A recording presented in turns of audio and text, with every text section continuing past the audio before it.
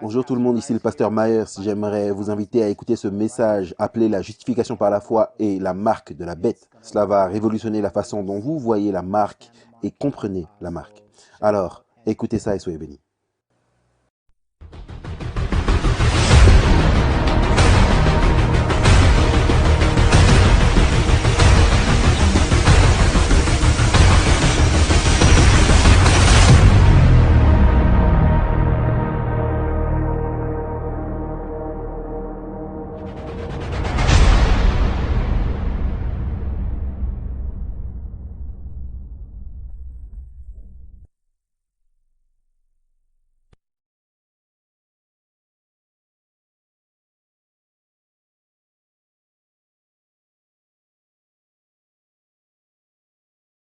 Ce que j'aimerais partager avec vous aujourd'hui, c'est que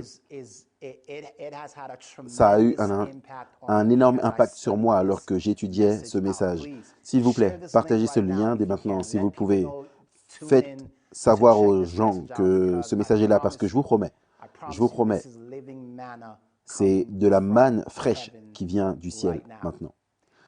Ce que j'aimerais faire, nous allons parler de la justification par la foi et nous allons parler de la marque de la bête, mais nous allons commencer par la justification par la foi parce que pour comprendre le lien entre la marque de la bête et la justification par la foi, nous devons d'abord comprendre ce qu'est la justification par la foi. Et ce que je vais faire maintenant, nous allons passer à notre première diapositive, mais j'aimerais vous faire savoir que notre toute première diapo est en fait l'évangile tout entier résumé en un seul verset. L'évangile tout entier résumé en un seul verset. Allons à l'écran. Nous allons aller à Jean, chapitre 1 et le verset 29.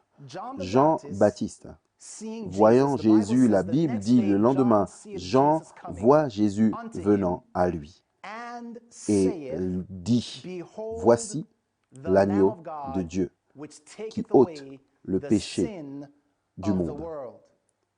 Bien-aimés, j'aimerais que vous puissiez saisir que l'ensemble de l'évangile est résumé dans cette phrase. Voici l'agneau de Dieu qui ôte le péché du monde. Ça, c'est l'évangile dans son ensemble, résumé dans cette phrase. Voici l'agneau de Dieu qui ôte le péché du monde. Et j'aimerais que vous puissiez saisir quelque chose, c'est que lorsque la Bible dit l'agneau de Dieu qui ôte le péché du monde, cela couvre deux aspects. Nous allons revenir à l'écran et j'aimerais que vous puissiez voir ce que cela couvre. Tout d'abord, cela couvre l'enlèvement des péchés passés. C'est ce que nous appellerions la justification, le pardon des péchés passés, l'agneau de Dieu. Contemplez l'agneau de Dieu. Je vous ai déjà donné tout le sermon, mais on va dire que je n'ai rien dit. Voici l'agneau de Dieu qui ôte le péché du monde. C'est à la fois la justification passée, le pardon des péchés passés, ainsi que le temps futur, la sanctification, le processus de la justification et les péchés futurs. Donc, si je peux le résumer de cette façon, l'œuvre de l'agneau de Dieu consiste à enlever nos péchés passés, la justification, et nos péchés futurs, la sanctification. En d'autres termes, il pardonne non seulement ce que nous avons fait dans le passé, mais il nous conduit ensuite dans un processus de sanctification qui est l'élimination du péché de la vie du croyant. Si vous êtes avec moi jusqu'à ici, mettez un 1 dans le chat. Mettez un 1 dans le chat si vous comprenez que cette phrase « Voici l'agneau de Dieu qui ôte le péché du monde » parle à la fois du pardon des péchés passés et d'avoir la victoire sur le péché présent dans notre vie, présent et futur. Donc la question c'est, comment est-ce que cela se produit? Comment le pardon des péchés passés et l'élimination des péchés futurs, comment cela se produit-il? Comment ce processus d'enlèvement se produit? Nous allons revenir à l'Ancien Testament et nous allons examiner une histoire dans l'Ancien Testament qui, une fois de plus, je vais le dire, est un résumé de l'évangile entier. En fait, c'était une préfiguration de ce que Jean-Baptiste a dit dans Jean chapitre 1, verset 29. Allons donc, on va revenir à l'écran. Nombre 21, on va commencer avec le verset 4. La Bible dit « Ils partirent de la montagne de Hor par le chemin de la mer Rouge pour contourner le pays d'Édom. Le peuple s'impatienta en route et parla contre Dieu et contre Moïse. Pourquoi nous avez-vous fait monter hors d'Égypte pour que nous mourions dans le désert? Car il n'y a point de pain, il n'y a point d'eau, et notre âme est dégoûtée de cette misérable nourriture. Alors l'Éternel envoya contre le peuple des serpents brûlants. Ils mordirent le peuple et il mourut beaucoup de gens. En Israël, le peuple vint à Moïse et dit « Nous avons péché, car nous avons parlé contre l'Éternel et contre toi. Prie l'Éternel afin qu'il éloigne de nous ces serpents. » Moïse pria pour le peuple. L'Éternel dit à Moïse « Fais-toi un serpent brûlant, place-le sur une perche. Quiconque aura été mordu et le regardera conservera la vie. » Quiconque aura été mordu et le regardera conservera la vie. Et Moïse fit un serpent d'airain et le plaça sur une perche. Et quiconque avait été mordu par un serpent et regardait, et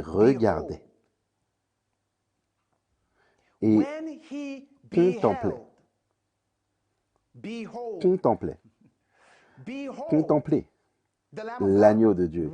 Quand il contemplait le serpent d'airain, conservait la vie. Mettez un 7 dans le chat. Mettez un 7 dans le chat. Si vous voyez déjà le lien. Ces serpents mordent le peuple. Et Dieu dit à Moïse, « Je veux que tu fasses un serpent d'airain et que tu le mettes sur une perche. Mets-le sur une perche. Et quand quiconque est mordu, regarde, contemple ce serpent, il vivra. » Maintenant, détaillons ça. Ce mot, perche,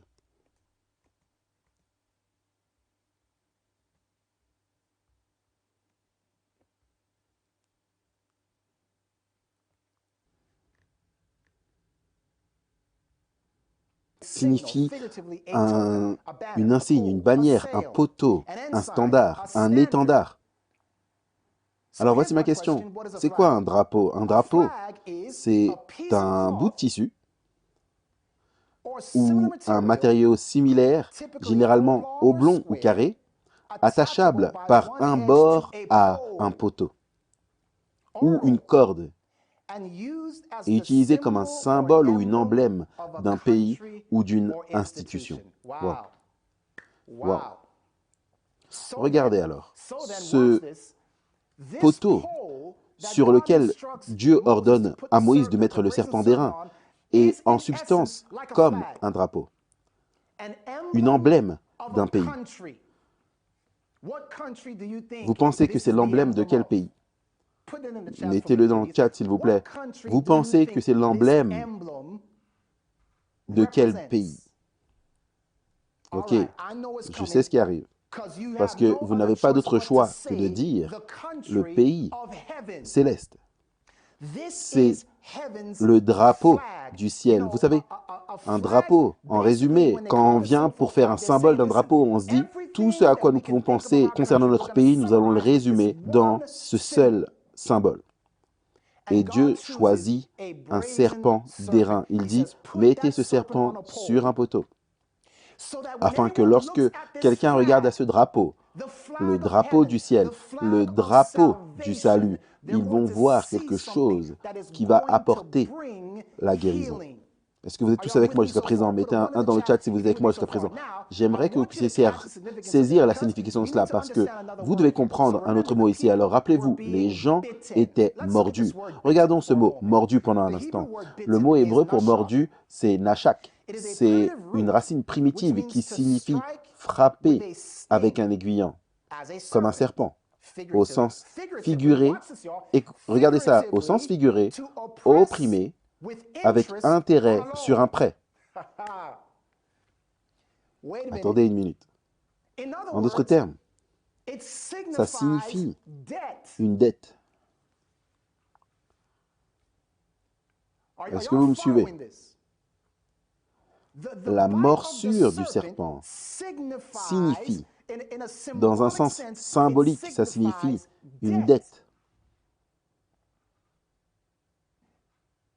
Le mot, c'est l'usure. Et par exemple, vous verrez dans Deutéronome 29, ou 23 plutôt, verset 19, « Tu n'exigeras point de ton frère aucun intérêt, ni pour argent, ni pour vivre, ni pour rien de ce qui se prête à intérêt. » En d'autres termes, ce que Dieu dit ici, c'est « Ne mets pas ton frère en dette ».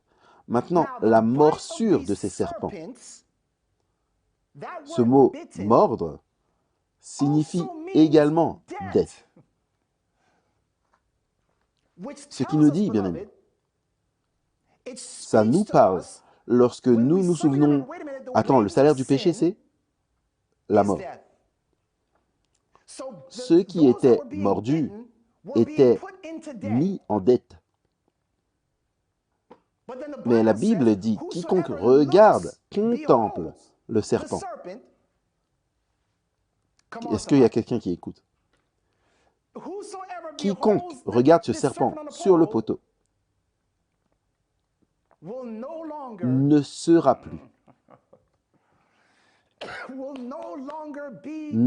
plus endetté. Et Ésaïe 53, méprisé et abandonné des hommes, homme de douleur et habitué à la souffrance, semblable à celui dont on détourne le visage. Nous l'avons dédaigné, nous n'avons fait de lui aucun cas. Cependant, ce sont nos souffrances qu'il a portées, c'est de nos douleurs qu'il s'est chargé, et pourtant nous l'avons considéré comme puni, frappé de Dieu et humilié. Mais il était blessé pour nos péchés, brisé pour nos iniquités. Le châtiment qui nous donne la paix est tombé sur lui. Et c'est par ces meurtrissures que nous sommes guéris. Regardez ça. Nous étions tous errants comme des brebis. Chacun suivait sa propre voie et l'Éternel a fait retomber sur lui l'iniquité de nous tous. Il a été maltraité et opprimé. Il n'a point ouvert la bouche. Semblable à un agneau qu'on mène à la boucherie, à la brebis muette devant ce qui la tombe. Il n'a point ouvert la bouche. Il était opprimé par nos dettes. Il a pris notre dette sur lui-même. Maintenant, voici la clé. Voici ce que j'aimerais que vous puissiez comprendre concernant cela. On leur a dit de regarder. Et quoi? Qu'est-ce qu'on leur a dit d'autre?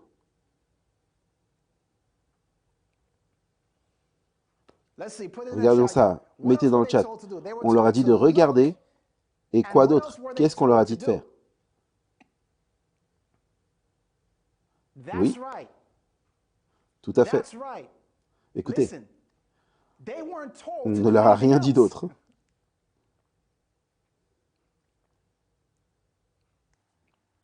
Ils devaient simplement regarder. Le résultat de regarder serait qu'ils vont vivre. On ne leur a pas dit de vivre. On leur a dit de regarder. Regardez. Et le résultat, c'est que vous allez vivre. Pourquoi? Parce que vous n'êtes plus endetté. Mettez un 1 dans le chat si vous suivez. Tout ce qu'on leur a dit de faire, c'était de regarder. C'est tout. C'est tout. Juste regardez. Et le résultat de vous qui regardez sera que vous vivrez. Jean 3, 14, Jésus dit ceci, « Et comme Moïse éleva le serpent dans le désert, de même il faut que le Fils de l'homme soit élevé, afin que quiconque croit en lui ne périsse point, mais ait la vie éternelle. » J'aimerais que vous puissiez voir que regarder est synonyme de croire en lui. Regarder à lui, c'est croire en lui. Et maintenant, c'est pourquoi la Bible dit dans Romains 4, verset 3, « Car que dit l'Écriture? Abraham crut tant Dieu, et cela lui fut imputé à justice. Or, à celui qui œuvre, le salaire n'est pas imputé à une grâce, mais à quoi? Mais à quoi? Mais à un dû, mais à celui qui ne fait pas d'œuvre, mais qui croit en lui qui justifie l'impie, sa foi lui est imputée à justice. Alors regardez ça. Si nous essayons d'œuvrer pour la justice, écoutez-moi, si nous essayons d'œuvrer pour la justice, nous sommes en dette. Nous allons à l'encontre de la chose même dont la croix essaie de se débarrasser. Au moment où nous disons « Regardez, et j'ai aussi quelque chose à faire », on se met déjà en dette.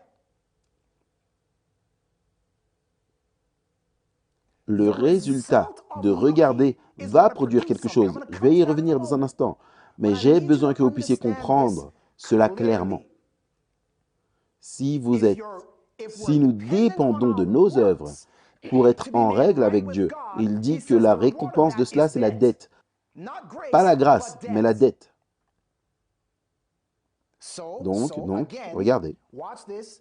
Nombre 21, verset 8. Et le Seigneur dit à Moïse, « Fais un serpent brûlant et place-le sur une perche, et il arrivera que quiconque sera mordu lorsqu'il le regardera, rien d'autre. » L'action est de regarder le résultat et qu'il vivra. Alors, qu'est-ce que ça signifie, regarder? Quand Jean dit « Voici l'agneau de Dieu », qu'est-ce que ça signifie? Regardez, revenons en arrière. Ce mot, pour regarder, c'est le mot qui signifie porter les yeux. Et lorsque vous portez les yeux sur quelque chose, ça signifie regarder fixement et attentivement, particulièrement avec admiration, surprise ou pensée profonde. Il ne pouvait que porter les yeux sur elle avec étonnement. C'est un exemple. Regardez, mes amis, signifie porter les yeux sur quelque chose. Non pas jeter un coup d'œil, mais porter les yeux, poser les yeux sur quelque chose. Regardez fixement. Et ce qui se passe, c'est que lorsque vous apprenez à regarder attentivement le symbole, le drapeau du ciel, vous commencez à voir toutes sortes de choses incroyables. Est-ce que vous avez déjà entendu l'expression « une image vaut 1000 mots » ? Est-ce que vous avez déjà entendu ça? Une image vaut 1000 mots. Parce que lorsque vous regardez la photo, tout ce que vous avez à faire, c'est de regarder. Et les choses commencent à venir. Wow, j'avais jamais pensé à ça. Wow, attends, j'avais jamais regardé de cette façon. Oui, c'est comme une vision fixe. Dieu essaie de nous enseigner à regarder attentivement à ce qui a été fait sur la croix en notre nom. Et le problème que beaucoup d'entre nous avons, c'est que nous ne regardons pas attentivement, nous ne regardons pas assez longtemps pour être en mesure de saisir et de comprendre ce qui s'est réellement passé à la croix pour nous. J'aime la façon dont A. Layfield dit l'attention, porter notre attention dessus continuellement. J'aime ça. Nous allons y revenir dans un instant, continuellement. Vous voyez, il y a le fait de regarder, ensuite il y a le fait de poser les yeux, il y a le coup d'œil, et ensuite il y a le fait de garder les yeux dessus.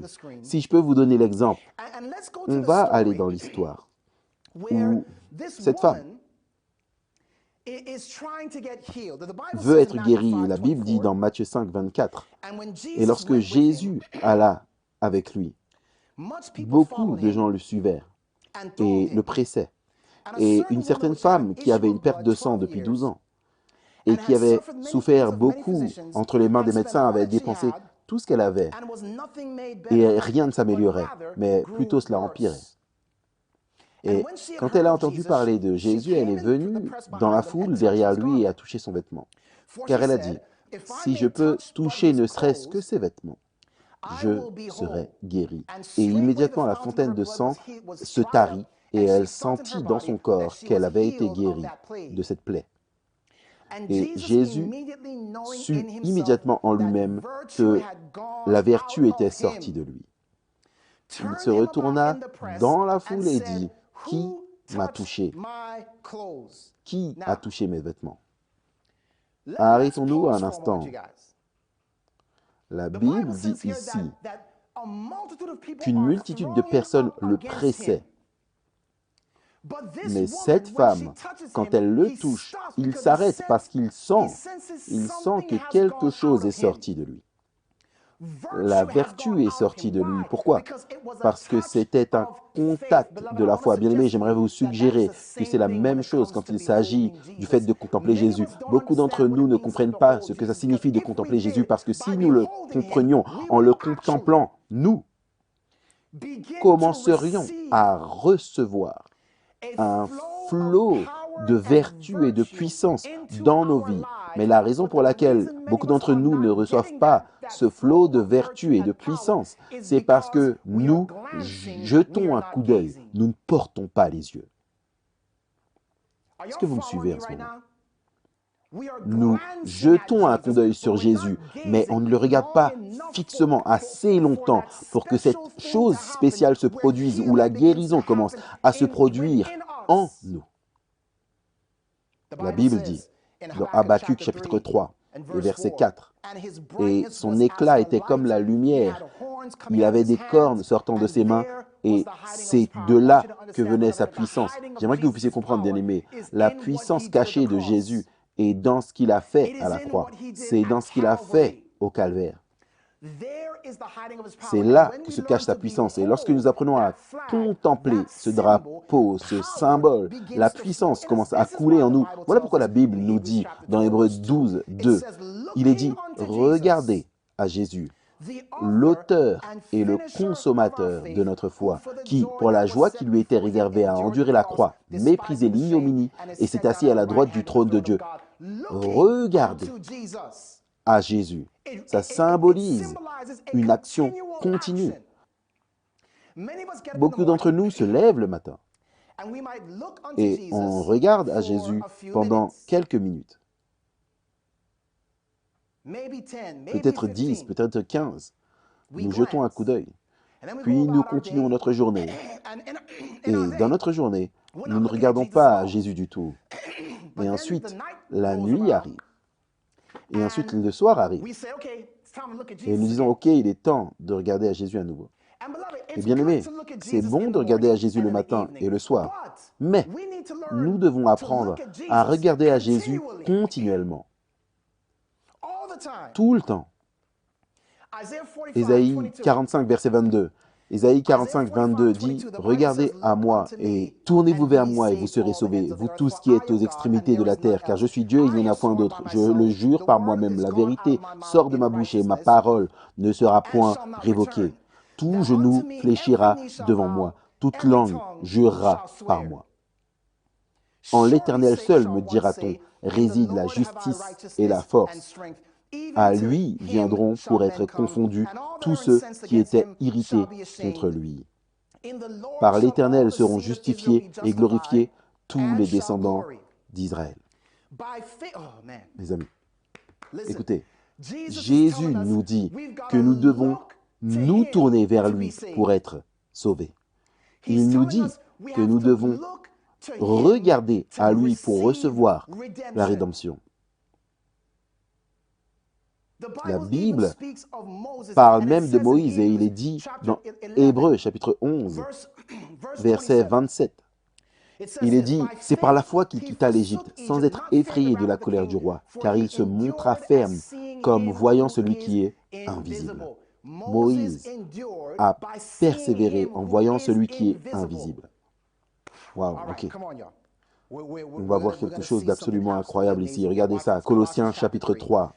Colossiens chapitre 3, verset 1, la Bible dit, « Si vous êtes ressuscité avec Christ, cherchez les choses d'en haut, où Christ est assis à la droite de Dieu. » Il nous est dit de garder nos yeux pour chercher les choses qui sont en haut, ce qui signifie garder nos yeux fixés sur Christ. Le problème que beaucoup d'entre nous avons, c'est que nous passons quelques minutes ici, quelques minutes là, à chercher à Christ, regarder à Christ, mais nous ne le contemplons jamais. Nous ne comprenons pas ce que ça signifie.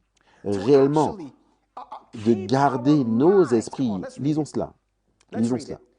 La Bible dit, tu garderas dans une paix parfaite celui dont l'esprit reste, ce qui signifie continuellement concentré sur toi, parce qu'il te fait confiance, parce qu'il a confiance en toi. Est-ce que vous comprenez ça? Lorsque nous apprenons à garder nos yeux fixés sur Christ, à le contempler, à voir ce qu'il a fait au calvaire et dire, qu'est-ce que c'est? Qu'est-ce que Christ a fait pour moi? Vous voyez, bien-aimés, vous vous souvenez, on a dit une image vaut mille mots. Alors qu'on continue à regarder à ce serpent d'airain sur le poteau, on commence à voir des choses comme le courage, le sacrifice, l'amour, la miséricorde, la vérité. Si une image vaut 1000 mots, vous pourriez écrire 1000 mots rien qu'en regardant cela. Vous pourriez écrire des mots, vous pourriez écrire une quantité infinie de mots rien qu'en regardant à ce que symbolise cette image de Christ sur la croix. Et pendant que nous regardons et contemplons, mes amis, quelque chose commence à se produire en nous, parce que vous comprenez, la Bible dit, en contemplant, nous sommes changés. Maintenant, regardez ça, vous tous. Nous venons d'exposer comment fonctionne le salut. La façon dont Jésus se débarrasse de notre dette, c'est par le fait que nous regardions à lui, que nous contemplions l'agneau de Dieu. Il se débarrasse de notre dette. Alors regardez ceci, rappelez-vous, lorsque Dieu conduit les enfants d'Israël hors d'Égypte, c'est l'Ancien Testament tout entier est une parabole. Et c'est une leçon très importante qui va nous conduire à comprendre, une fois de plus, cette question de la marque de la bête. Écoutez, dans le livre de l'Exode, au chapitre 14, revenons à l'écran. Après que Dieu vienne à Moïse et qu'il dise à Moïse, va en Égypte, et il lui dit qu'il va les délivrer, qu'il y a un agneau pascal qui est sacrifié et ils sont conduits hors de l'Égypte. Dieu les délivre de leur passé. Est-ce que vous me suivez? Il les délivre de leur passé maintenant. Remarquez, retournez à l'écran. Et voici ce que l'Éternel leur dit alors qu'ils quittent l'Égypte. Il dit, l'Éternel combattra pour vous et vous garderez le silence. Regardez à l'écran. L'Éternel combattra pour vous et vous garderez le silence. Est-ce que vous voyez ça? Dieu dit, je ne veux pas que vous fassiez quoi que ce soit. Vous n'allez pas combattre. Je vais combattre pour vous. Et vous allez faire quoi? Garder le silence. Vous allez garder le silence. Donc, c'est Dieu qui traite avec les Égyptiens. Il dit, laissez-moi gérer ça. Je gère, il n'y a rien que vous puissiez faire pour sortir de cette situation. Moi, je vais vous délivrer. Moi, je vais vous délivrer. Je vais combattre pour vous et vous, gardez le silence. Donc, ça c'est Exode 14. Ils ont traversé la mer Rouge et maintenant, ils se préparent à affronter Amalek. Et j'aimerais que vous puissiez remarquer cela dans Exode chapitre 17. Il y a 3 chapitres plus tard, la Bible dit, Amalek vint combattre Israël à Réphidim. Alors Moïse dit à Josué, choisis-nous des hommes, sors et combat Amalek. Demain, je me tiendrai sur le sommet de la colline, la verge de Dieu dans ma main. Josué fit ce que lui dit Moïse pour combattre Amalek. Et Moïse et Aaron et Hur montèrent au sommet de la colline. Lorsque Moïse élevait sa main, Israël était plus fort. Et lorsqu'il baissait sa main, Amalek était plus fort. Les mains de Moïse étaient fatiguées. Ils prirent une pierre qu'ils placèrent sous lui et il s'assit dessus. Aaron et Hur soutenaient ses mains, l'un d'un côté, l'autre de l'autre. Et ses mains restèrent fermes jusqu'au coucher du soleil. Maintenant, écoutez-moi, les amis. Dieu dit, maintenant, c'est la première fois qu'il leur dit, maintenant vous allez combattre. Maintenant, j'ai besoin que vous puissiez comprendre ceci. Dieu avait déjà donné la victoire. S'il vous plaît, mettez un 1 dans le chat si vous comprenez ce que je viens de dire. Dieu dit, écoutez, je vais envoyer Moïse au sommet d'une colline. Tu vas étendre les mains. Et chaque fois que tes mains sont étendues, vous allez avoir la victoire. Oui, vous vous battez, mais ce n'est pas vous qui gagnez le combat. Parce que j'ai déjà donné la victoire. Est-ce que vous saisissez ça? Comment ils peuvent combattre sans ça, sans Moïse qui se tient au sommet de la colline? La bataille aurait été terminée, ils auraient perdu. Donc vous savez, la raison pour laquelle ils ont gagné la bataille, c'est pas à cause de leurs compétences de combat, mais c'était parce que Moïse se tenait au sommet de la montagne comme ceci. Alors bien aimé, ce que j'aimerais que vous puissiez comprendre, cette puissante leçon, vous voyez, écoutez ça. Revenez avec moi à Nombre chapitre 33. La Bible nous dit, quand Dieu fait sortir les enfants d'Israël d'Égypte, il se prépare alors à les conduire en Canaan, dans cette terre promise. Et j'aimerais que vous puissiez remarquer comment Dieu va les instruire sur la façon dont ils doivent se battre pour gagner le territoire dans la terre promise. Regardez ça, Nombre chapitre 33, Nombre 33, verset 50. Et l'Éternel parla à Moïse dans les plaines de Moab, près du Jourdain de Jéricho, disant, « Parle aux enfants d'Israël et dis-leur, lorsque vous aurez passé le Jourdain pour entrer dans le pays de Canaan, vous chasserez devant vous tous les habitants du pays, et vous détruirez toutes leurs idoles, et vous détruirez toutes leurs images en métal fondu, et vous arracherez et abattrez tous leurs hauts lieux. Et vous déposséderez les habitants du pays, et vous y habiterez, car je vous ai donné le pays pour le posséder. Maintenant, attendez-vous tous. Est-ce que vous voyez ce qu'on vient de lire? Oui, ils allaient se battre. Mais Dieu dit, j'ai déjà gagné la bataille. Il les fait sortir d'Égypte. Il dit, ok, je ne veux pas que vous fassiez quoi que ce soit. Je vais me débarrasser de tous vos problèmes passés, votre esclavage passé. Maintenant, pour le futur, vous allez vous battre. Mais j'ai besoin que vous puissiez savoir que j'ai déjà gagné pour vous. Vous devez juste marcher dans la victoire que j'ai déjà obtenue pour vous. Est-ce que vous voyez ça? Tout ce que vous avez à faire, c'est de marcher dans la victoire que je vous ai déjà promise. Ok? Continuons à lire, regardez ça. Mais si vous ne chassez pas devant vous les habitants de ce pays, ceux d'entre eux que vous laisserez seront comme ces péchés que vous laissez dans votre vie. Je veux dire, ces habitants que vous laisserez seront comme des épines dans vos yeux et des aiguillons dans vos côtés, et ils seront vos ennemis dans le pays où vous allez vous établir. Je vais vous montrer. Voici comment je vais vous conduire à gagner du territoire dans le pays que je vous ai déjà promis. Revenez à l'écran un instant. Voici comment Dieu nous dit, je vais vous donner la victoire dans le pays, dans le territoire. Parce que bien aimé, en tant que chrétien, nous avons un territoire à conquérir.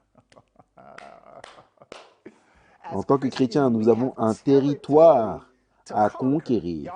Est-ce que vous comprenez ce que je veux dire? Est-ce que vous comprenez ce que je dis? On a traversé le Jourdain, le baptême.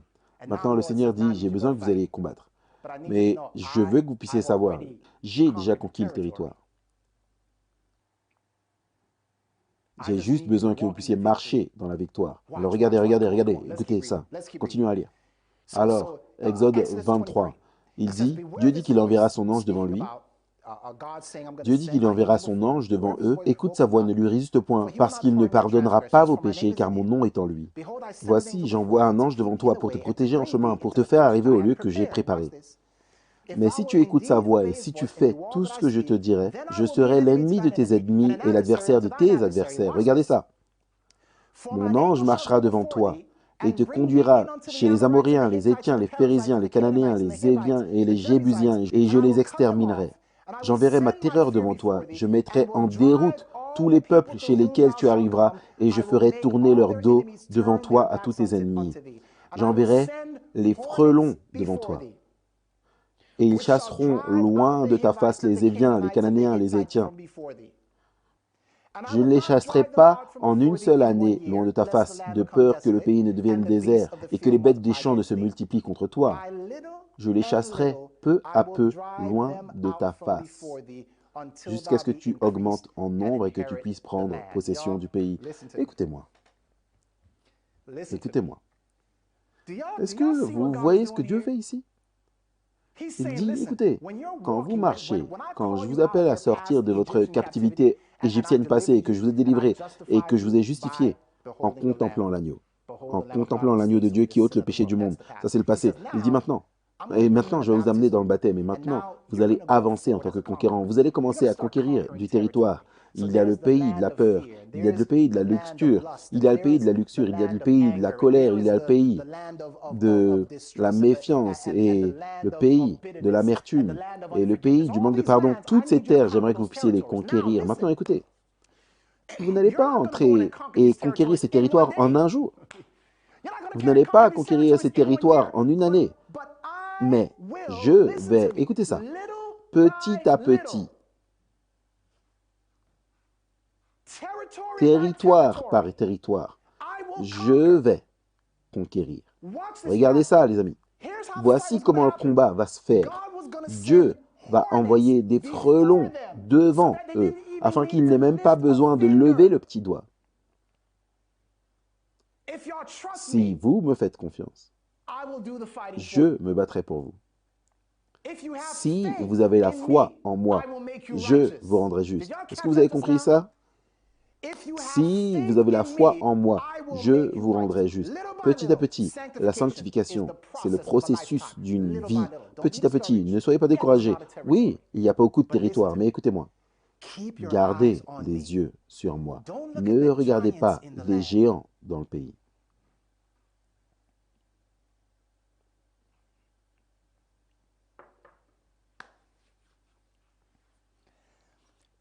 Ne regardez pas les géants dans le pays. Gardez les yeux sur moi. Et petit à petit, je les chasserai. Mais ne faites pas d'alliance avec eux. Ne faites pas d'alliance avec eux. Ne les laissez pas rester dans le pays. Car si vous faites cela, ils seront des épines dans votre côté. J'aime la façon dont John Gill le dit. Écoutez ça.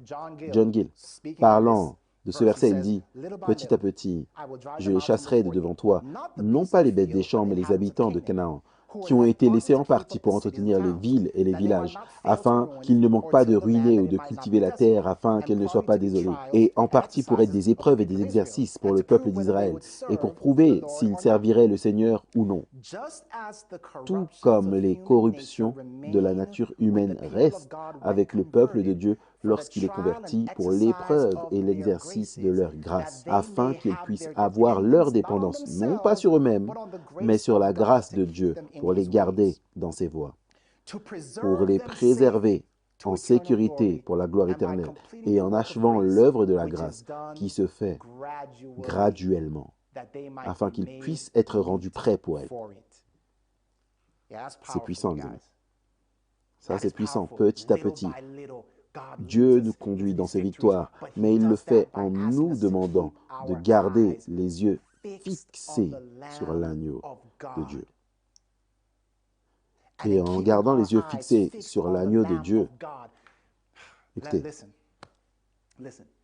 regardez ça.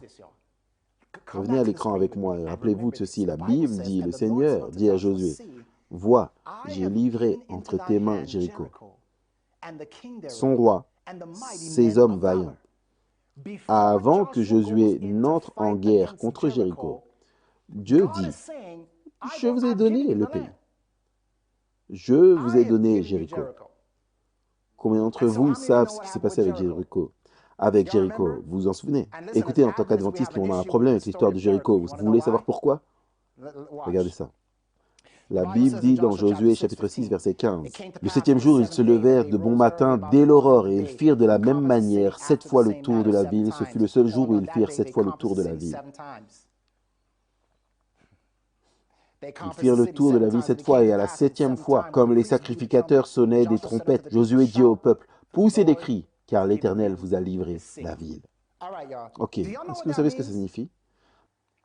Ça signifie qu'il est très probable que ce 7e jour soit le jour du sabbat. Et que Dieu les fasse marcher autour de la ville 7 fois. Certains d'entre vous vont dire non, ce n'était pas le sabbat parce que Dieu n'aurait pas eu la marche, mais ils ont marché 7 jours. 7 jours de suite, ils ont marché. Et écoutez, si c'était le sabbat, alors quel meilleur signal Quel meilleur signe? Quel meilleur signe pour démontrer que je me bats pour vous alors que vous vous reposez? Quel meilleur symbole pour démontrer le repos en Christ, se reposer en Dieu. Et maintenant, nous commençons à comprendre, oui, le sabbat, c'est le signe du repos.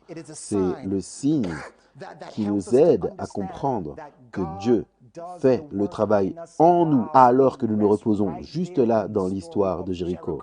Dieu se bat pour nous. Dieu dit, je le ferai. J'ai juste besoin que vous puissiez me faire confiance. J'ai juste besoin que vous puissiez comprendre que petit à petit, je ferai l'œuvre. Mais votre travail, c'est de regarder. Votre travail, c'est de vous reposer.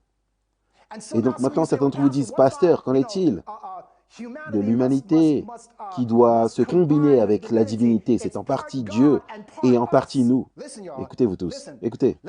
Laissez-moi décomposer cela et j'espère vous débarrasser de cette pensée une fois pour toutes. Venez avec moi. Dans 1 Timothée 3,16, la Bible dit sans controverse, « Grand est le mystère de la piété. Dieu a été manifesté dans la chair, justifié dans l'esprit, vu des anges, prêché aux païens, cru dans le monde et élevé dans la gloire. » Écoutez-moi, Jésus, la parole, Dieu, s'est fait chair. Dieu, dans la chair humaine. Et ce que ça nous dit, bien aimé, c'est que oui, il doit y avoir une coopération entre la divinité et l'humanité. Mais écoutez, tout cela s'est passé en Jésus. C'est son humanité dont j'ai besoin, pas la mienne. Mon humanité ne va pas coopérer avec Dieu. Donc ce n'est pas mon humanité qui coopère avec la divinité de Dieu, c'est la divinité de Dieu qui coopère avec l'humanité de Dieu, qui a été personnifiée dans la personne de Jésus. Voilà pourquoi j'ai besoin de contempler l'agneau de Dieu pour réaliser, waouh, il n'y a littéralement rien que je ne puisse faire pour me sortir de cette dette. Je ne peux pas œuvrer, je ne peux pas participer. Dieu dit, écoute, la seule chose que tu peux faire, c'est de contempler. Et si tu contemples et contemples correctement, si tu regardes et regardes correctement, le résultat sera la justification. Le résultat sera les bonnes actions. Le résultat, vous ne m'entendez pas. C'est toute l'humanité de Dieu en la personne de Jésus-Christ. Alors regardez ça, vous tous, regardez ça. La Bible dit dans Deutéronome chapitre 3, « En ce temps-là, je vous donnerai cet ordre. L'Éternel, votre Dieu, vous livre ce pays pour que vous le possédiez. Et vous tous, soldats, vous marcherez en armes devant les enfants d'Israël. Vos femmes seulement, vos petits-enfants, vos troupeaux. Je sais que vous avez de nombreux troupeaux, resteront dans la ville que je vous ai donnée. » Regardez ça, regardez ça. Jusqu'à ce que l'Éternel ait accordé du repos à vos frères. Maintenant, pause un instant. Dieu dit ici, une fois que vous aurez conquis le pays, quand le pays entier sera conquis, le résultat final, c'est le repos. C'est le repos. Ce que j'ai besoin que vous puissiez comprendre, bien aimé, ce que j'ai besoin que vous puissiez comprendre, c'est ceci. Le sabbat est le symbole ultime de la justification par la foi, parce qu'il pointe vers le fait que nous nous reposons dans l'œuvre que Christ a faite pour nous sur la croix. Nous contemplons. Comment tu fais toutes ces choses juste? Par tes propres œuvres? Non. En contemplant Jésus. En contemplant l'agneau de Dieu. Il a enlevé mes péchés passés et il est allé devant moi petit à petit pour conquérir le territoire, pour conquérir la terre et pour me débarrasser de ces péchés présents et futurs dans ma vie. C'est lui qui conquiert en mon nom. Donc maintenant, je n'ai rien où je peux dire « Hey, j'ai fait partie du processus de la victoire ». Vous me suivez? Il n'y a rien que je puisse dire, hé, tu sais quoi? Si ce n'était pas ma partie dans cela, non, non, non, non, non. Tout ce que je peux faire, c'est regarder. Waouh! Regardez ce que Dieu fait en mon nom. Contempler l'agneau de Dieu. Voilà pourquoi Exode 31 dit ceci. L'Éternel parla à Moïse et dit, « Parle aux enfants d'Israël et dis-leur, vous ne manquerez pas d'observer mes sabbats, car ce sera entre moi et vous et parmi vos descendants un signe auquel on connaîtra que je suis l'Éternel qui vous sanctifie. Vous ne vous sanctifiez pas, je vous sanctifie. Vous vous reposez et moi je travaille. Vous vous reposez et moi je travaille. Mais vous devez me regarder travailler. Vous devez me regarder travailler. Vous devez contempler mon travail. Vous devez contempler ce que j'ai fait pour vous à la croix. Et si vous pouvez juste contempler, si vous pouvez juste regarder, quelque chose commence à se produire. C'est ce que j'appelle la justification réflexive. Écoutez, écoutez. La Bible dit dans 2 Corinthiens 3, 18, « Mais nous tous qui, le visage à découvert, contemplons comme dans un miroir la gloire du Seigneur, nous sommes transformés en la même image, de gloire en gloire, même par l'Esprit du Seigneur. » Ce que j'ai besoin que vous puissiez comprendre, bien-aimés, c'est que la justice, écoutez-moi, la justice n'est pas une action, c'est une réaction. Je vais faire une pause. Je vais prendre une gorgée. Je vais vous laisser mijoter là-dessus pour l'instant. Laissez-moi le dire à nouveau. La justice n'est pas une action, c'est une réaction. C'est la réaction de contempler correctement l'agneau de Dieu. Quand vous contemplez correctement l'agneau de Dieu, vous réagissez avec la justice. C'est absolument crucial. Vous dire, mais c'est quoi une action? Allons à l'écran, c'est quoi une action? Action et réaction sont deux concepts qui sont liés l'un à l'autre. L'action fait référence à quelque chose qui est fait, tandis que la réaction fait référence à quelque chose qui est fait en réponse à une action. L'action est la cause, la réaction est l'effet. L'action est la cause, la réaction, c'est l'effet. Laissez-moi mettre cela en termes bibliques. Nous l'aimons parce qu'il. Est-ce que vous avez compris ça? Nous l'aimons parce qu'il nous a aimés en premier. L'action, c'est le calvaire. L'action, c'est le serpent sur le poteau. La réaction, la justice. C'est ça la réaction. Laisse-moi le faire de cette façon. Revenons à l'écran. Lisons-le simplement.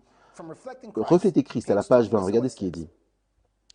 Nous devrions continuellement regarder à Jésus, l'auteur et le consommateur de notre foi, car en le contemplant, nous serons transformés à son image. Notre caractère sera rendu semblable au sien. Nous devrions nous réjouir que tout jugement soit donné au Fils. Parce que dans son humanité, il est devenu familier avec toutes les difficultés qui assaillent l'humanité. Il est impossible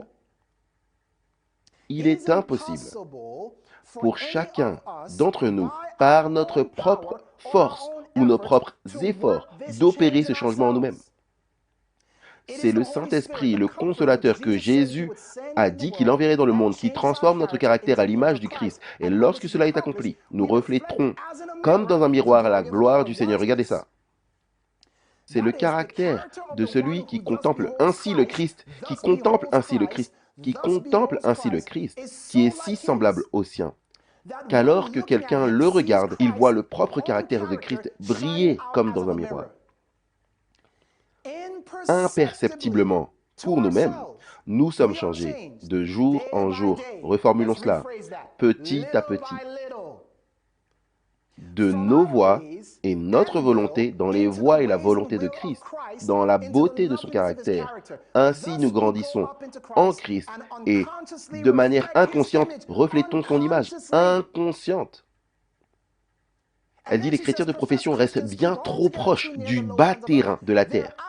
Leurs yeux sont entraînés à ne voir que des choses banales et leur esprit s'attarde sur les choses que leurs yeux contemplent. Alors regardez avec moi. Regardez ça. C'est comme ça. Lorsque vous allez chez le médecin, et le médecin va vérifier vos réflexes, il fait ceci, votre genou se lève, vous ne faites pas cela pour essayer de montrer au médecin que vous avez de bons réflexes, pas vrai? Vous vous détendez, il le fait, c'est la réponse. Maintenant, c'est ce qu'on appellerait un réflexe. Et nous, donc, on va appeler ça la justice réflexive. Lorsque je contemple l'anneau de Dieu, je commence à faire les choses justes. Les choses justes que je fais, écoutez, ne sont pas forcées. Avant même que le médecin ne fasse ça, vous faites comme ça. Regarde, mes réflexes sont bons. Non, vous vous forcez à faire cela. De la même manière, bien-aimés, écoutez-moi, beaucoup d'entre nous se forcent à être bons. Donnez-moi un 9 dans le chat. Si vous avez compris la signification de ce que je viens de dire, beaucoup d'entre nous se forcent à être justes. Ok, qu'est-ce que je dois faire d'autre pour être juste? Ok, mange comme si. Ok, assure-toi que j'ai ça. Ok, c'est bon. Non, ça c'est pas réactif. En d'autres termes, lorsque je regarde vraiment à l'agneau, on se dit, attends, qu'est-ce que je dois faire pour être juste? Ok, donc pour être juste, je ne fais pas ça, je ne fais pas ça, je fais pas ça, je fais pas ça, je fais ça, je fais ça, je fais ça. Et donc on se force à la justice au lieu de contempler l'agneau de Dieu et de prier pour cette puissance de réfléchir la justice. Alors maintenant, regardez ça. La justice forcée, c'est les œuvres.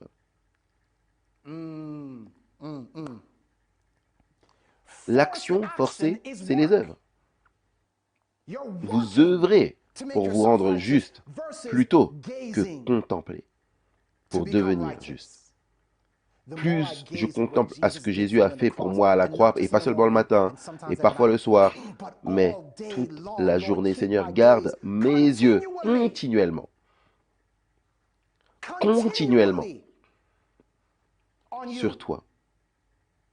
Alors maintenant, bien-aimés, nous venons de comprendre qu'il y a la justification par la foi et qu'il y a la justification par la force. Donnez-moi un 9 dans le chat, si vous avez compris ce que je viens de dire.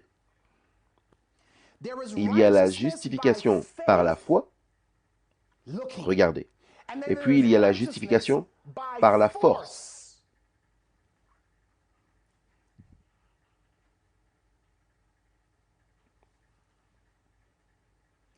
Ce F peut aller dans les deux sens.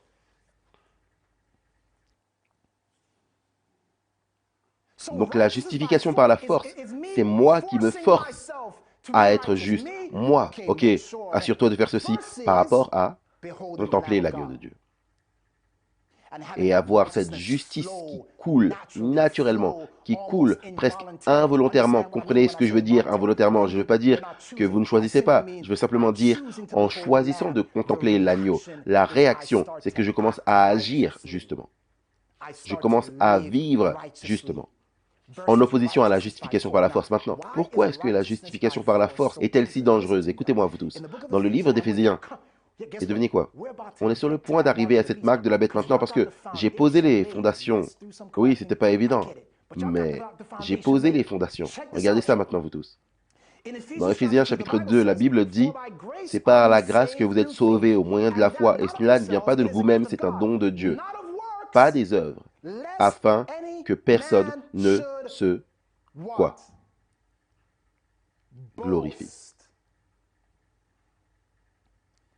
Maintenant, donnez-moi un autre mot pour se vanter dans le chat. Si je me vante, qu'est-ce que je fais? Donnez-moi un autre mot pour se vanter. Qu'est-ce que ça représente? Quel mot vous vient à l'esprit quand vous pensez à quelqu'un qui se vante? Quelle chose dangereuse. Quelle chose dangereuse. Se vanter, s'enfler d'orgueil, se montrer. Quel mot biblique pourrait le mieux symboliser? Oui, voilà, vous y êtes. La fierté, la fierté. Regardez ça, regardez ça. Proverbe 16, verset 18. L'orgueil précède la destruction.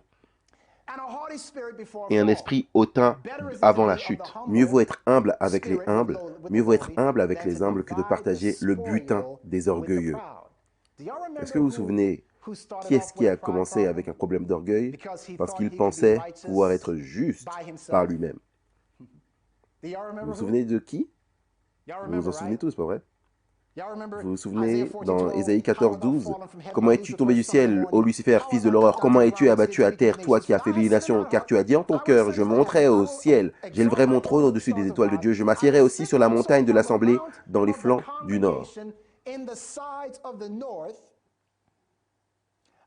Je monterai au-dessus des hauteurs des nuages. Je serai semblable au Très-Haut. Est-ce que vous êtes tous prêts pour ça? Lucifer, en désirant être, soit dit en passant, on devrait tous désirer être comme le Très-Haut. Mais Lucifer a dit, je ferai ça à ma façon. Dieu veut que tout le monde soit comme lui, mais Lucifer a dit, je serai comme Dieu à ma façon. Alors regardez ça. La justice, par la force, par les œuvres, conduit à l'orgueil.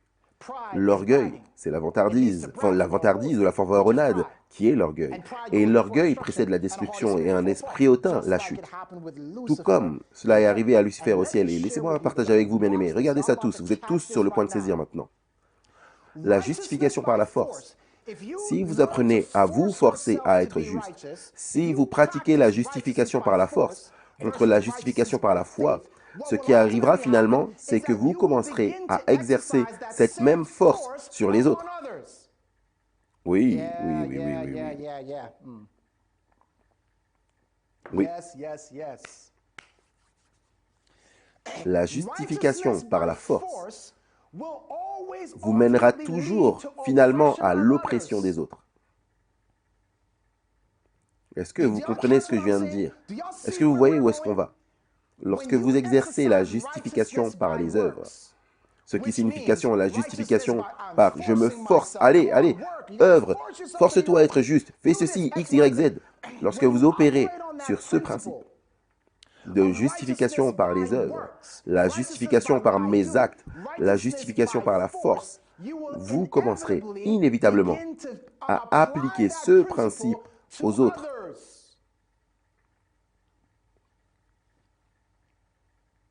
Jésus-Christ à la page 22, la terre fut obscurcie par une mauvaise compréhension de Dieu. Afin que les ténèbres soient éclairées et que le monde soit ramené à Dieu, le pouvoir trompeur de Satan devait être brisé. Cela ne pouvait pas être fait par la force. L'exercice de la force est contraire au principe du gouvernement de Dieu. Il désire seulement le service de l'amour, et l'amour ne peut pas être commandé. Il ne peut pas être gagné par la force ou par l'autorité. Patriarche et prophète à la page 34. La loi de l'amour étant le fondement du gouvernement de Dieu, le bonheur de tous les êtres intelligents dépend de l'accord parfait avec ses grands principes de justice. Dieu désire de toutes ses créatures le service de l'amour, un service d'amour, un service qui naît d'une appréciation de son caractère par la contemplation. Il ne prend aucun plaisir à l'obéissance forcée. À tous, il accorde le libre arbitre afin qu'ils puissent lui rendre un service volontaire. Donc j'ai besoin que vous puissiez comprendre cela. Dieu n'est pas dans l'obéissance forcée. Et beaucoup d'entre nous se forcent à être justes. Pourquoi? Parce que nous ne contemplons pas l'agneau de Dieu et ne lui permettons pas de le faire à travers nous, petit à petit, naturellement. Seigneur, c'est ton œuvre. Seigneur, c'est ton œuvre. Seigneur, c'est ton œuvre. Non, tu sais quoi? Avant, je faisais ça et maintenant, ouais. Vous voyez? Maintenant, écoutez ça. Écoutez. Pour démontrer que la justice par les œuvres mènera toujours à la persécution, tout ce que nous avons à faire, c'est d'aller dans Daniel, au chapitre 7 et 8, et regarder cette puissance appelée la petite corne, l'église du Moyen-Âge. Vous vous souvenez? Allons-y. On va arriver à la marque, Daniel 8, verset 11. Regardez ce que cette petite corne, la papauté, a fait pendant le Moyen-Âge. La Bible dit, elle s'éleva jusqu'au chef de l'armée et lui enleva le sacrifice perpétuel et renversa le lieu de son sanctuaire. Ce mot perpétuel, quotidien, c'est le mot hébreu tamid. Et la première fois qu'il est utilisé dans la Bible, c'est en rapport avec le sacrifice de l'agneau. Venez avec moi, Exode 29, verset 38, la Bible dit maintenant, Voici ce que tu offriras sur l'autel, 2 agneaux d'un an, chaque jour, à perpétuité.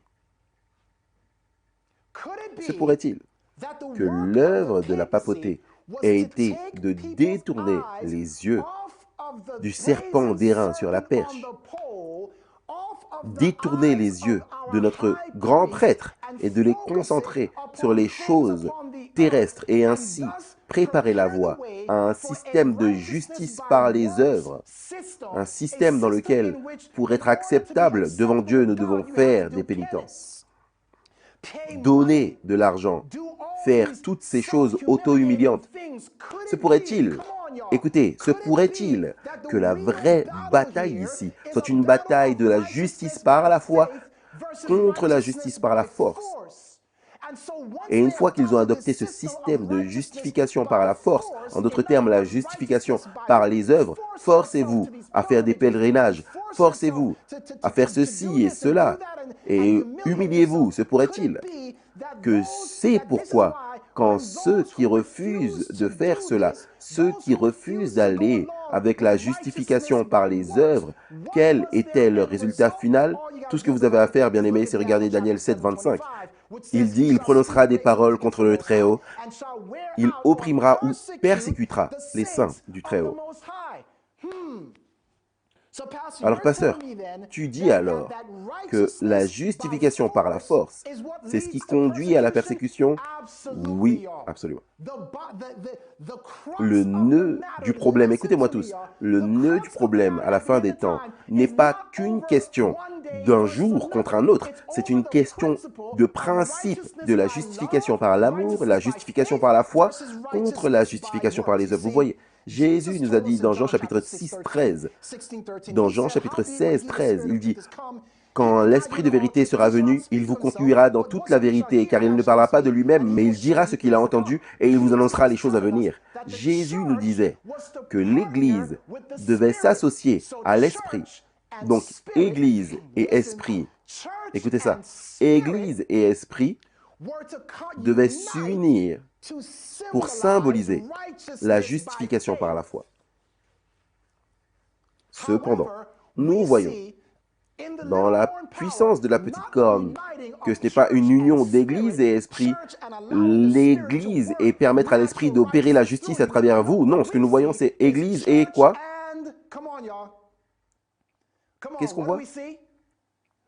On voit l'église et l'État. C'est quoi l'État? C'est la puissance de l'homme.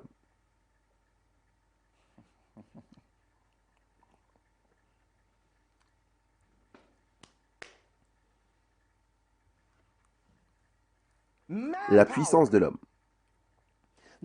Pas la puissance de Dieu, pas la puissance de l'esprit, la puissance de l'homme. C'est l'Église et l'État.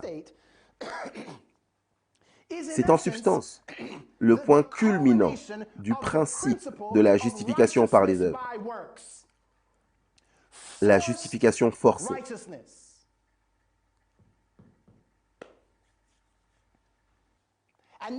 Et maintenant, nous allons forcer tout le monde à être juste.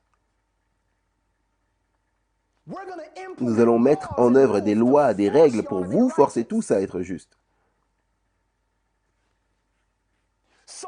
Donc la Bible dit qu'à la fin des temps, il y a ce message de la fin des temps, l'évangile éternel, qui doit aller dans le monde entier. Et maintenant, j'ai besoin que vous puissiez voir, je vais lire une série de versets, je vais vous montrer que cet évangile éternel est littéralement la prédication du serpent sur la perche. Regardez-le et vivez. Comment je le sais? Regardez ça, Ésaïe 49, 22. Ainsi a parlé le Seigneur l'Éternel, voici, je lèverai ma main vers les nations, je dresserai ma bannière. Le mot bannière, c'est le même mot qui est utilisé, qui était pour le mot perche dans le livre de Nombres. Est-ce que vous avez compris ça? La bannière, c'est le même mot qui est utilisé pour le mot poteau sur lequel le serpent a été placé.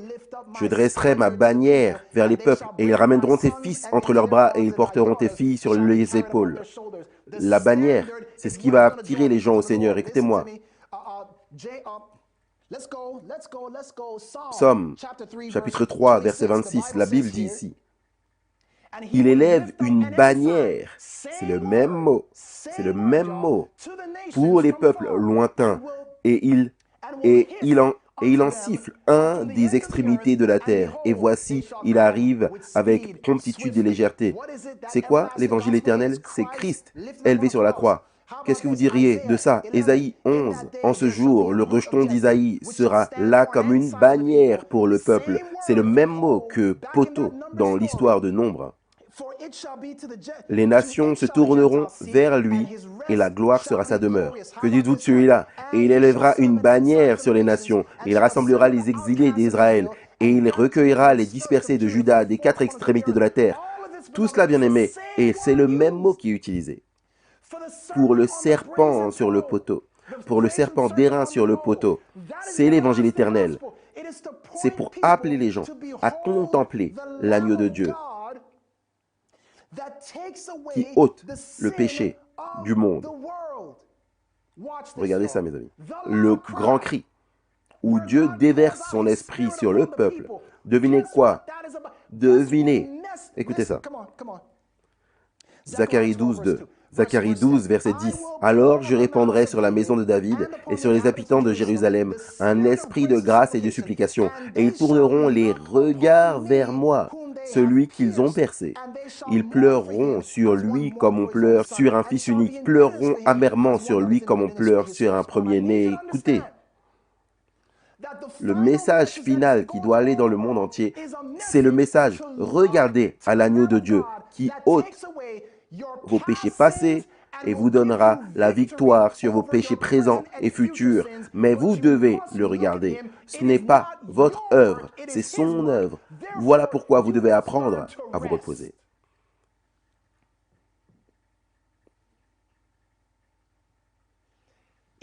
Même la chute de Babylone tourne autour de cette bannière à la fin des temps qui est élevée. Regardez, Ésaïe chapitre 13, verset 1.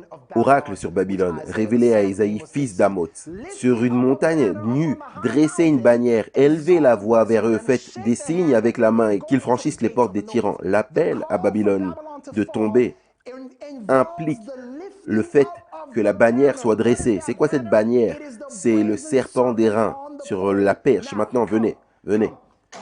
10 minutes et j'ai fini.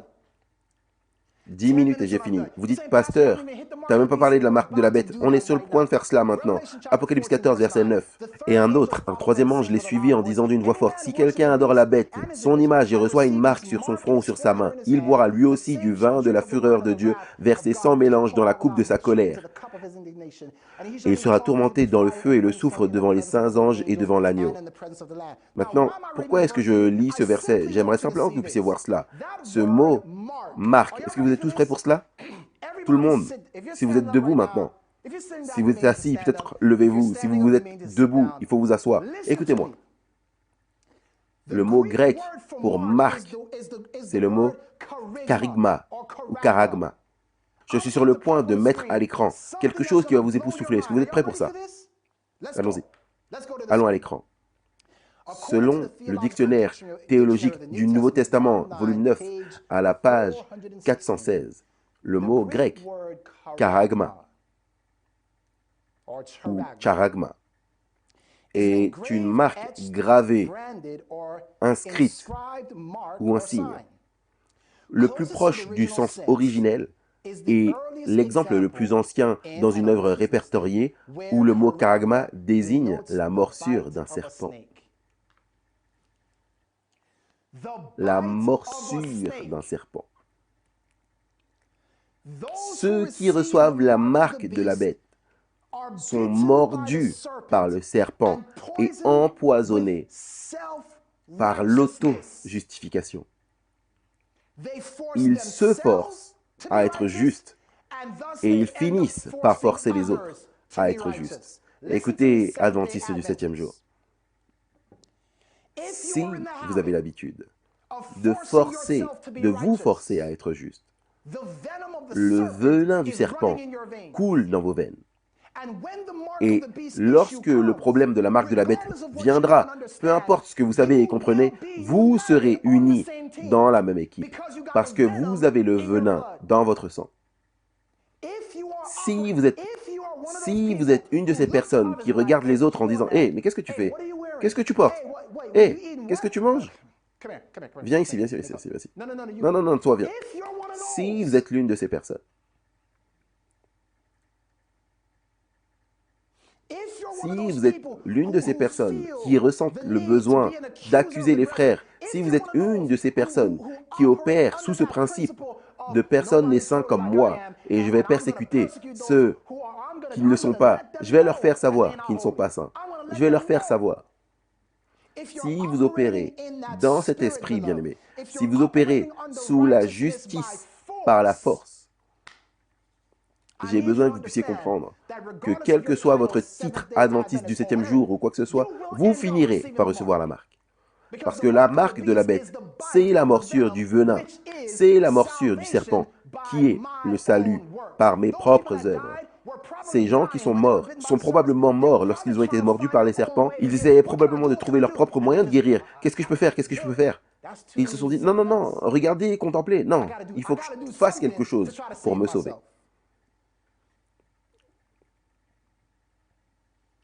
Voilà pourquoi la Bible dit, la marque de la bête, c'est un problème de force. Il fait que tous, petits et grands, riches et pauvres, libres et esclaves, il fait que tous, il force tous.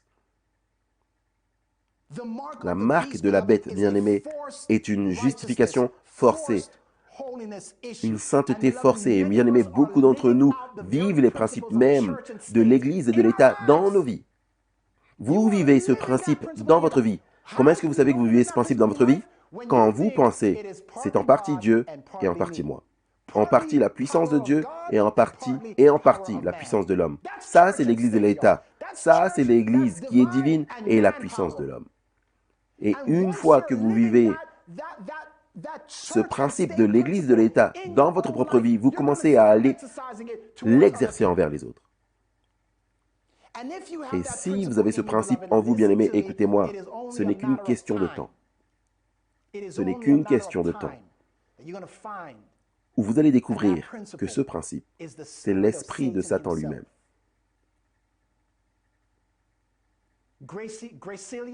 La décision humaine est de contempler l'agneau de Dieu et de continuer à le regarder et de l'étudier et de le contempler et d'être tellement absorbé par ce qu'il a fait pour nous sur la croix que soudainement, imperceptiblement, vous commencez à faire des choses justes sans même vous en rendre compte, comme nous venons de le lire plus tôt, imperceptiblement, jour après jour, petit à petit. Je change. Je m'en suis même pas rendu compte. Ça, c'est la décision humaine. Écoutez. Lorsque les hommes se livrent à cet esprit accusateur et ils ne se contentent pas de souligner ce qu'ils supposent être un défaut chez leurs frères, si des moyens plus doux ne parviennent pas à le faire faire ce qu'ils pensent qu'il doit faire, ils auront recours à la contrainte. Dans la mesure de leur pouvoir, ils forceront les hommes à se conformer à leurs idées de ce qui est juste.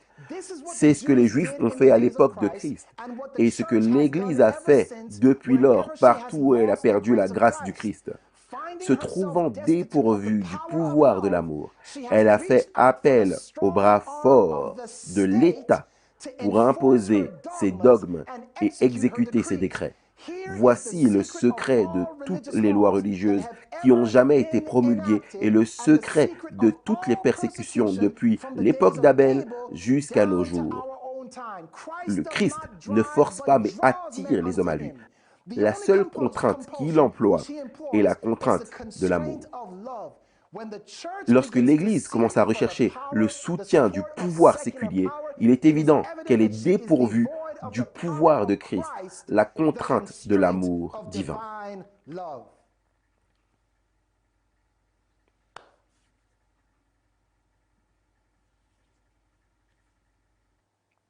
Est-ce que vous comprenez ça? Quelqu'un m'a dit, mais si on voit nos frères dans l'erreur, est-ce qu'on fait rien du tout? Ce n'est pas ce que je dis.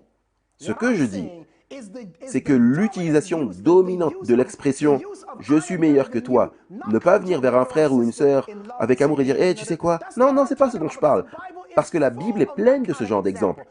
Est-ce que vous comprenez ce que je dis? Mais ce que je dis en fait, bien aimé, c'est d'oublier ce que vous faites avec les autres. Mais qu'est-ce que vous faites avec vous-même?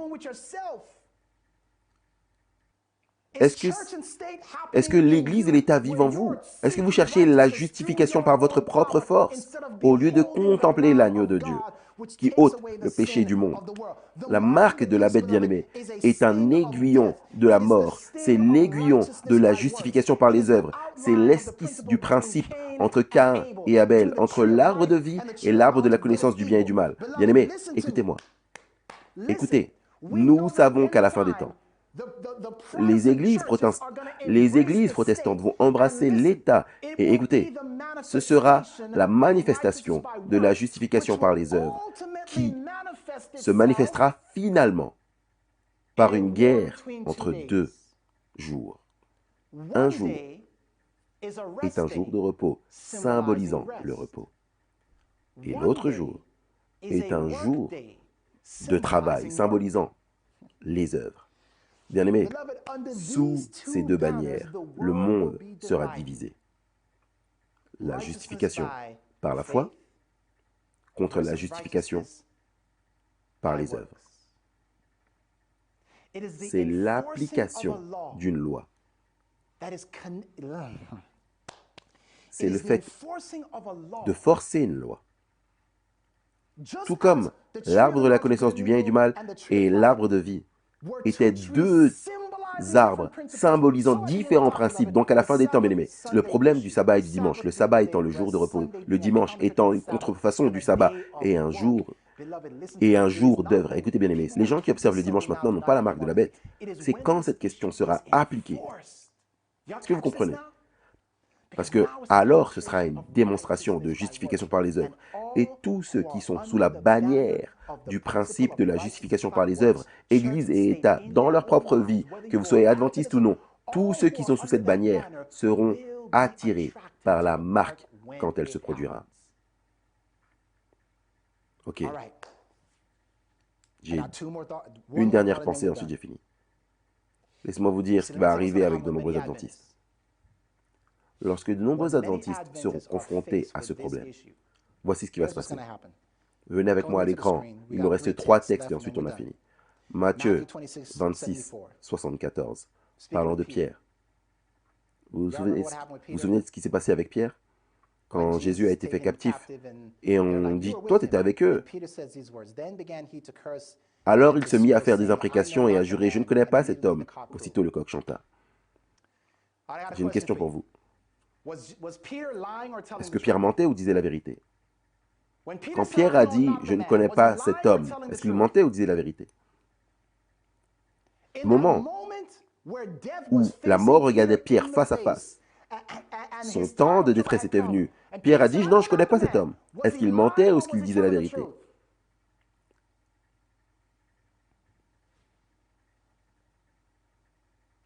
Est-ce qu'il mentait ou est-ce qu'il disait la vérité? Il mentait. Et il disait la vérité.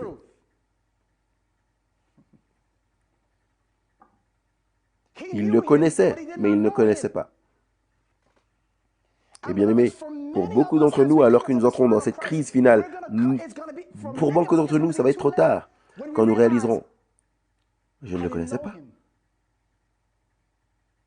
Parce que Pierre disait la vérité. Il ne le connaissait pas comme il aurait dû le connaître. Et pourquoi Pierre ne le connaissait pas comme il l'aurait dû le connaître? Laissez-moi vous dire pourquoi. Vous voyez, dans Matthieu 16, regardez ce que dit la Bible. Dès lors, Jésus commença à faire connaître à ses disciples qu'il fallait qu'il allât à Jérusalem, qu'il souffrit beaucoup de la part des anciens, des principaux sacrificateurs et des scribes, et qu'il fut mis à mort, et qu'il ressuscita le 3e jour. Pierre, l'ayant pris à part, se mit à le reprendre et dit, « Ah non, je ne regarde pas à cette image. Non, non, non, non, non, non, non. Nous ne nous concentrons pas sur toi, sur la croix, Jésus. Nous avons d'autres choses sur lesquelles nous concentrer. Tu es sur le point d'établir un royaume, donc on ne se concentre pas sur toi, sur la croix. Non, non, non, non, non.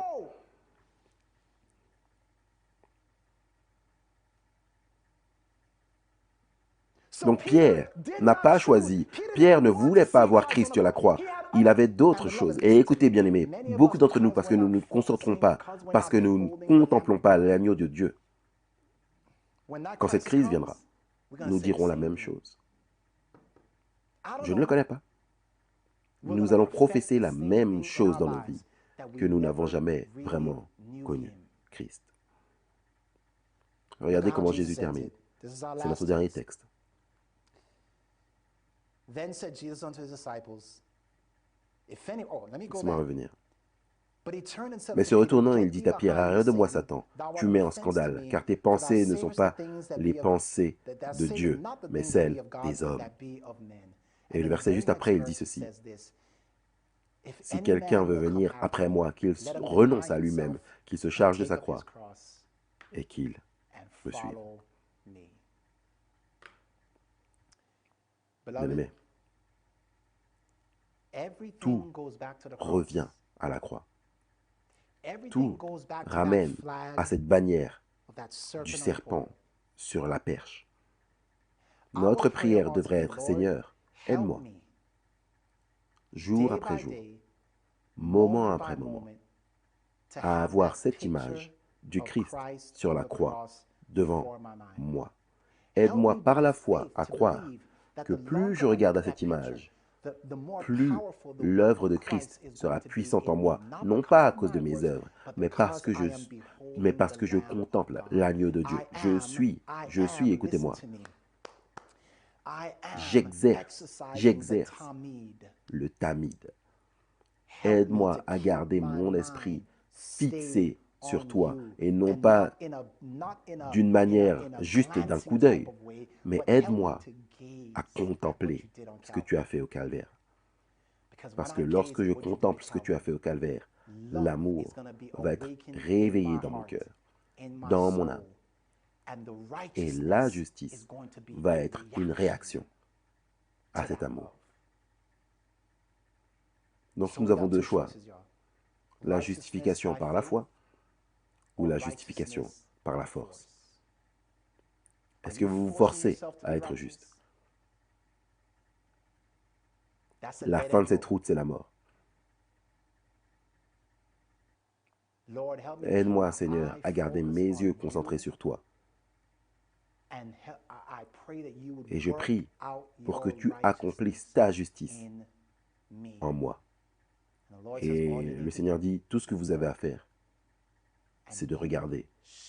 Et vous serez transformés. C'est aussi simple que ça, mes amis. Regardez. Et vous. Pas peut-être. Regardez. Et vous vivrez. Père Céleste, j'aimerais te remercier, Seigneur, pour avoir pris la parole aujourd'hui. Merci, Seigneur, de nous avoir montré comment le plan du salut est simple. Tu nous as déjà donné le territoire. Tu as dit, tout ce que nous avons à faire, c'est de suivre ta direction. Et Seigneur, tu nous as dit, quelle est cette direction? Tu nous as dit, nos œuvres, c'est de contempler. Pas de jeter un coup d'œil, mais de regarder fixement ton sacrifice pour nous. Regarder fixement, de le scanner, de le contempler, de méditer dessus, instant après instant, minute après minute, afin que nous puissions voir ce que tu as fait pour nous, et ainsi que l'amour soit éveillé par l'amour. Seigneur, rappelle-nous que cette question de la marque de la bête n'est pas seulement une question de jour, mais surtout de principe de justification par la foi, contre justification par les œuvres. Et Seigneur, que nous ne puissions jamais exercer la force contre nous-mêmes et par conséquent contre les autres. Que nous puissions opérer sous ce principe d'amour, sous ce principe de vérité, sous ce principe de ton esprit, que nous puissions contempler l'agneau de Dieu qui ôte le péché du monde. Au nom de Jésus, nous prions. Amen. Amen.